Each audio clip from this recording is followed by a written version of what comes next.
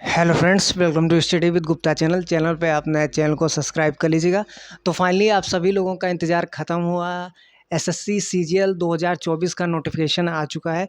इस बार आपकी number of vacancy कितनी आई हैं, हर पोस्ट के लिए आपकी एज क्या रहेगी, एज आपकी कब से काउंट की जाएगी, एज रिलैक्सेशन आपको कितना दिया जाएगा, हर पोस्ट के लिए आपकी क्वालिफ़िकेशन क्या रहती है, एग्ज़ाम पैटर्न, सिलेबस, फॉर्म आपके कब से भरे जाएंगे।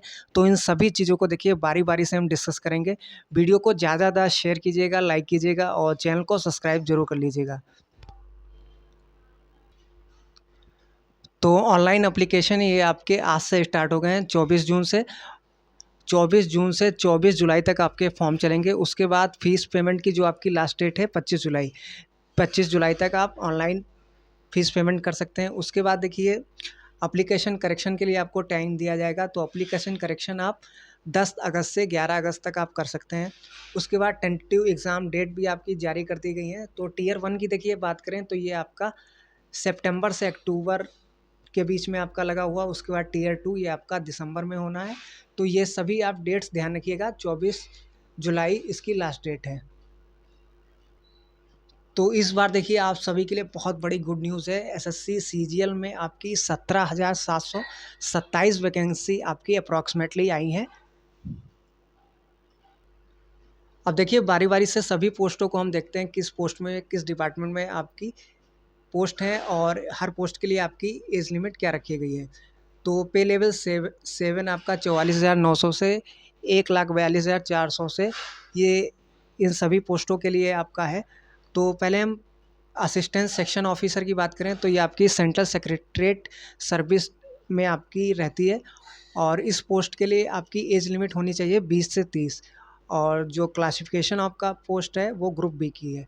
उसके बाद असिस्टेंट सेक्शन ऑफिसर, यही आपकी पोस्ट है, ये आपकी इंटेलिजेंस ब्यूरो में है। इसमें जो आपकी एज लिमिट रखी जाती है इस पोस्ट के लिए 18 से 30 मांगी जाती है। उसके बाद असिस्टेंट सेक्शन ऑफिसर, ये आपकी दूसरी मिनिस्ट्री डिपार्टमेंट रहती है, मिनिस्ट्री ऑफ रेलवेज़ में।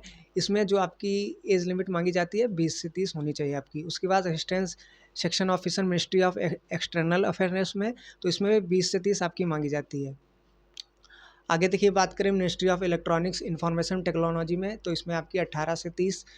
फिर आपकी अदर जो मिनिस्ट्री डिपार्टमेंट ऑर्गेनाइजेशन है असिस्टेंट और असिस्टेंट सेक्शन ऑफिसर पोस्ट के लिए, तो 18 से 30 इसमें रहती है। आगे देखिए अगर हम बात करें inspector of income tax CBDT, तो ये ग्रुप सी की आपकी रहती है और इसके लिए जो आपकी एज लिमिट रहती है इस पोस्ट के लिए 18 से 30। आगे अगर हम बात करें inspector central excise CBIC, group B की आपकी पोस्ट रहती है, 18 से 30 आपकी इस पोस्ट के लिए होनी चाहिए। फिर आपकी inspector preventive officer, inspector examiner, इन सभी के लिए आपकी 18 से 30 रहती है। असिस्टेंट इन्फोर्समेंट ऑफिसर, इसके लिए 18 से 30। सब inspector central bureau of investigation department group B की आपकी 20 से 30 में रहती है। और inspector department post ministry of communication, इसमें भी आपकी 18 से 30। सेंट्रल ब्यूरो ऑफ नारकोटिक्स, इसके लिए भी आपकी 18 से 30 इंस्पेक्टर की एज लिमिट रखी जाती है। तो हर पोस्ट के लिए आप एज लिमिट देख सकते हैं। अब इन सभी पोस्टों के लिए आपका जो पे लेवल 6 है 35,400 से 1,12,400 आपका रहता है सेगमेंट, पे लेवल सेगमेंट। अब अगर हम बात करें असिस्टेंट सेक्शन ऑफिसर की, तो 18 से 30 अदर मिनिस्ट्री और जो डिपार्टमेंट ऑर्गेनाइजेशन आपकी रहती हैं तो उसमें 18 से 30 आपकी एज लिमिट रखी जाती है। Executive assistant CBIC group B की आपकी 18 से 30। बाकी रिसर्च असिस्टेंट की है, डिविजनल अकाउंटेंट की है, सब इंस्पेक्टर की है और जूनियर स्टैटिकल ऑफिसर, इसके लिए जो आपकी एज लिमिट होनी चाहिए 18 से 32। मिनिस्ट्री ऑफ स्टैटिक्स में आपकी ये पोस्ट रहती है। आगे हम बात करें ऑडिटर अकाउंटेंट की, आपकी जो पोस्ट है उसके लिए पे लेवल 5 29,200 से आपका 92,300 ये आपका पे लेवल सेगमेंट रहता है। तो इसमें अगर हम ऑडिटर की बात करें, अलग अलग आपके डिपार्टमेंट हैं, आप देख सकते हैं। ऑडिटर और अकाउंटेंट आपकी ग्रुप सी की रहती है। तो ऑडिटर और अकाउंटेंट के लिए आपकी जो एज लिमिट रखी जाती है 18 से 27 आपकी होनी चाहिए। बाकी इन सभी पोस्टों के लिए पे लेवल 4 25,500 से आपका 81,100 आपका रहता है। इन सभी पोस्टों के लिए आप देख सकते हैं। तो कौन-कौन सी आपकी इसमें पोस्ट हैं, पोस्टल असिस्टेंट ग्रुप सी की आपकी 18 से 27, department of postage, ministry of communication, बाकी अदर पोस्ट भी आप देख सकते हैं। टैक्स असिस्टेंट सीबीडीटी की ग्रुप सी की 18 से 27, tax assistant CBIC group C की 18 से 27 एज लिमिट। तो ये सभी आपकी पोस्ट डिटेल हैं कि हर पोस्ट के लिए क्या-क्या आपसे एज माँग रहे हैं। अब सबसे इम्पॉर्टेंट पॉइंट देखिए, जो आपकी एज लिमिट रहेगी ये आपकी काउंट कब से की जाएगी, तो 1/8/2024, 1 अगस्त 2024 के आपकी ये एज काउंट हो जाएगी। अब देखिए अलग कैटेगरी में आपको एज रिलैक्सेशन आयु में छूट भी आपको दी जाती है और ये आपकी अपर एज लिमिट में रहती है। तो अगर हम बात करें SC ST वालों को तो 5 साल की ये छूट उनको रहती है, OBC वालों को 3 साल की, PWBD अगर हम कैटेगरी में बात करें तो अनरिजर्व 10 साल की, OBC वालों को 13 साल की रहती है और SC ST वालों को 15 साल की रहती है। बाकी एक्स सर्विसमैन की अगर हम बात करें तो 3 साल को उनको दी जाती है छूट। बाकी आप अदर कैटेगरी में देख सकते हैं कितनी की आपको एज रिलैक्सेशन दिया जाता है।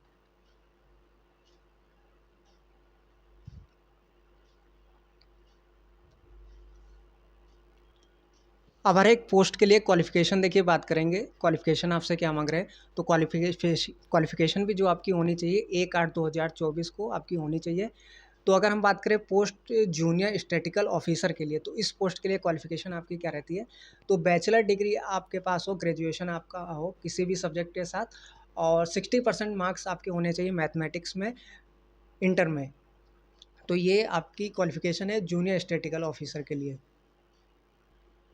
या फिर आपके पास आपने मतलब आपके पास आप ग्रेजुएट हों, ग्रेजुएशन हो आपके पास और ग्रेजुएशन में आपके पास स्टैटिक्स सब्जेक्ट रहा हो, तब आप इस पोस्ट के लिए एलिजिबल हैं। उसके बाद देखिए एक पोस्ट आपकी रहती है स्टैटिकल इन्वेस्टिगेटर ग्रेड सेकंड की, तो इसमें भी ग्रेजुएट आपका होना चाहिए, आपने ग्रेजुएशन किया हो और ग्रेजुएशन में आपका जो सब्जेक्ट रहा हो वो स्टैटिक्स रहा हो, तीनों साल में आपने स्टैटिक्स की पढ़ाई की हो या फिर जितने 6 सेमेस्टर आपने होते हो तो उस 6 सेमेस्टर में आपने स्टैटिक्स की स्टडी की हो, तब आप इस पोस्ट के लिए जो आपका स्टैटिकल इन्वेस्टिगेटर ग्रेड सेकंड है इस पोस्ट के लिए आप एलिजिबल हैं। एक पोस्ट की और हम बात करते हैं research assistant in national human rights में, तो इसके लिए भी क्वालिफ़िकेशन देखिए बैचलर डिग्री आपसे मांग रहे हैं, अगर आप ग्रेजुएट हैं तब आप इस पोस्ट के लिए एलिजिबल हैं। बाकी आपकी जितनी भी अदर पोस्टें हैं उन सभी के लिए आपने देखिए ग्रेजुएट किया हो, ग्रेजुएट आपने किसी भी सब्जेक्ट के साथ किया हो, उन सभी पोस्टों के लिए आप एलिजिबल हैं, आप फॉर्म अप्लाई कर सकते हैं। तो ये देखिए हर पोस्ट के लिए आपकी क्वालिफ़िकेशन थी। और इसमें एक चीज़ आप ध्यान रखिएगा, अक्सर देखिए कैंडिडेट जो ग्रेजुएशन के फाइनल ईयर में होते हैं लास्ट सेमेस्टर में, तो वो पूछते हैं सर अप्लाई कर सकते हैं CGL के, नहीं तो इसमें आप साफ देख सकते हैं the candidate who appeared in their final year of the their graduation can also apply. तो फाइनल ईयर अगर आपका है तो आप अप्लाई कर सकते हैं, लेकिन जो इनका क्राइटेरिया है डेट का 1/8/2024 को आपकी क्वालिफ़िकेशन पूरी होनी चाहिए। ये चीज़ें आप ध्यान रखें। एप्लीकेशन फ़ीस की बात करें तो 100 रुपये एप्लीकेशन फ़ीस आपकी रखी गई है। एग्ज़ाम पैटर्न की बात करें तो इसमें आपका कंप्यूटर बेस्ड एग्जामिनेशन रहता है, 2 टियर आपके रहते हैं। अब हर टियर के लिए हम एग्ज़ाम पैटर्न देखते हैं, तो ये आपका पहला टियर है। तो पहले टियर की बात करें इसमें आपके 4 सब्जेक्ट रहेंगे, जनरल इंटेलिजेंस रीजनिंग जिससे आपके 25 क्वेश्चन पूछे जाएंगे 50 नंबर के, GS general awareness 25 question 50 number के, क्वांटिटी एप्टीट्यूड 25 क्वेश्चन 50 नंबर के, इंग्लिश 25 क्वेश्चन 50 नंबर के, और इसके लिए आपको टाइम दिया जाएगा 1 घंटे में आपको करना होगा। निगेटिव मार्किंग की बात करें तो कितने नंबर की आपकी निगेटिव मार्किंग रहती है टियर 1 में, तो 0.50 की आपकी निगेटिव मार्किंग रहती है हर गलत आंसर देने पे। आप 1/2 नंबर आपके काटे जाएंगे। अब टियर 2 की बात करें, टियर 2 में आपका क्या क्या रहता है, तो टियर 2 में देखिए 2 पेपर आपके रहते हैं। पहले पेपर की बात करें तो सेशन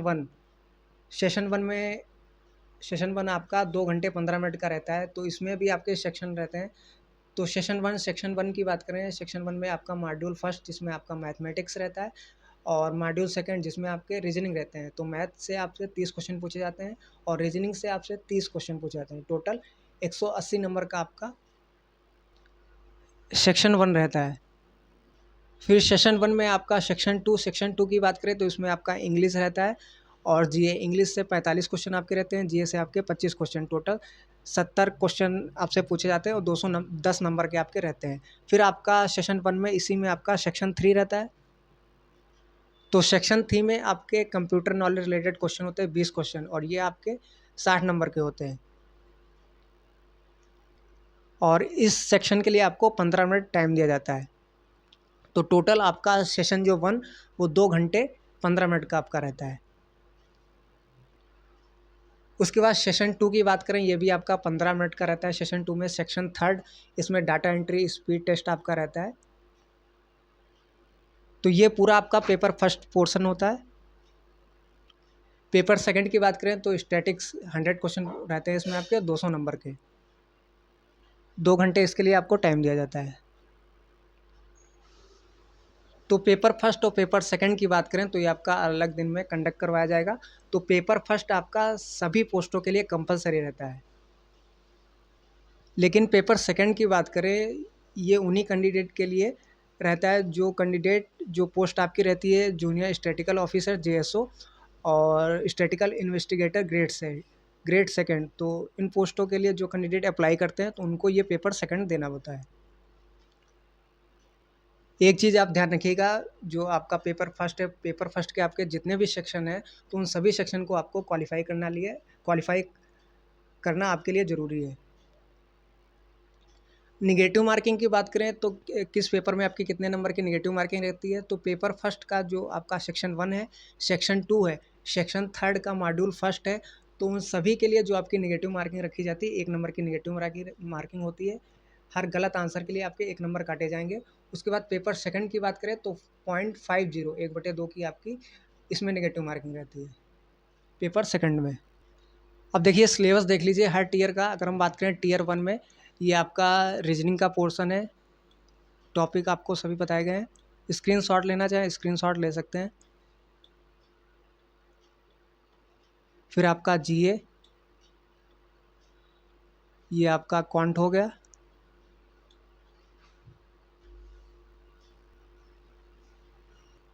उसके बाद आपका टीयर 2 में बात करें मैथमेटिक्स का आपका ये पोर्शन, टॉपिक आपको बताए गए हैं किस टॉपिक से क्या क्या चीज़ आपसे पूछी जाएंगी।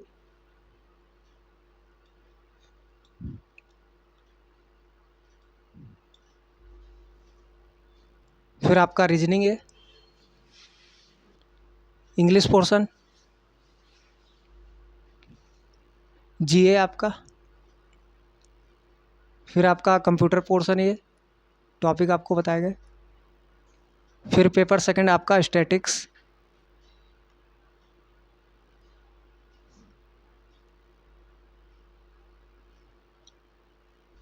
तो ये आपका नोटिफिकेशन था। आई होप आपको चीज़ें क्लियर होंगी। तो इस वीडियो को ज़्यादा से शेयर कीजिएगा, लाइक कीजिएगा और चैनल को सब्सक्राइब कर लीजिएगा।